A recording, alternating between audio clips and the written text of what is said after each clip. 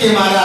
मालवीय जी ने गमछा रखा हुआ था, उस चप्पल को लिया, काख में दबाया और कहा मिल गया, खजाना मिल गया। और वहां से वह काशी के लिए लौट पड़े। जब वहां लौटे तो सब लोग वहां बैठे हुए थे, सब लोगों ने अपना अपना धन निकाला। मैं इतना लेके आया, मैं इतना लेके आया, मैं इतना लेके आया। जब लोगों ने सोचा मालवीय जी तो मोटे आदमी के पास गए हैं, ये तो मोटा धन लेके आए होंगे, इनकी गिनती सबसे बाद में की जाएगी। जब मालवीय जी की बारी आई तो लोगों ने कहा कि आप कहाँ, आपका धन कहाँ है, निकालिए। उन्होंने अपना गठरी खोला और चप्पल निकाल करके रख दिया। लोगों ने कहा अरे महाराज, क्या इस चप्पल से इतना बड़ा विश्वविद्यालय बनेगा? अरे हमारे यहाँ चप्पल तब टांगा जाता है जब कुछ भवन का निर्माण हो जाए, इससे लोगों का नजर गुजरना लगे, लेकिन इस चप्पल से क्या होगा?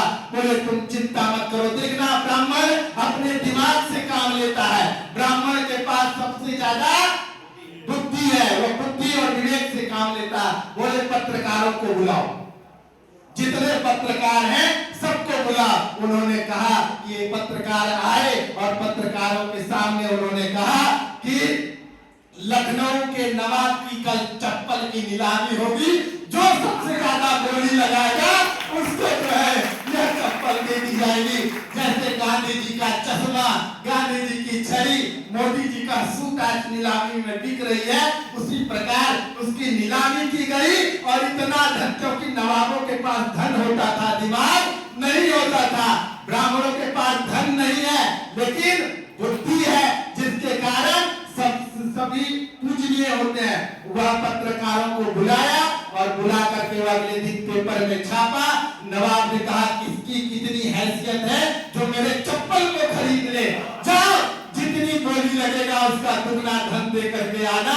और वह आया, चप्पल की नीलामी हुई, उसका दुगना धन दिया और वह चप्पल लेके गया। और आज इतनी बड़ी काशी हिंदू विश्वविद्यालय का निर्माण हुआ, जिससे लाखों युवा आज शिक्षा पा रहे हैं। तो मेरा कहने का तात्पर्य ये था कि हम सबका जो सोच है मुंडे मुंडे मटर भिंडा। और सबसे बड़ी प्रॉब्लम क्या है? ब्राह्मणों पे ब्राह्मण गुड़गुड़ाए थे। जैसे कुत्ता दूसरे कुत्ते को देख करके गुड़गुड़ाता है, आज वही स्थिति ब्राह्मणों की हो गई है। एक ब्राह्मण दूसरे ब्राह्मण को देख करके ईर्ष्या करता है, एक ब्राह्मण एक दूसरे को देख करके, आप शादी में जाइए किसी की लड़ाई नहीं होगी, लेकिन जो ब्राह्मण शादी कराने वाला होगा वह आपस में ही लड़ बैठेगा। वह अपने आप को ऊपर करना चाहेगा, वह अपने आप को ऊपर करना चाहेगा। भैया मिट जाओगे, अब वो समय नहीं है।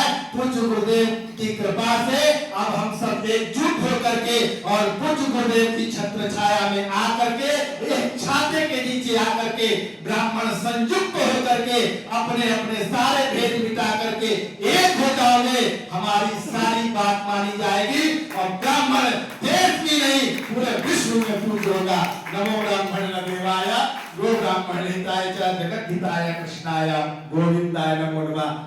इतना देर के लिए क्षमा प्रार्थियों, सभी गुरु के चरणों में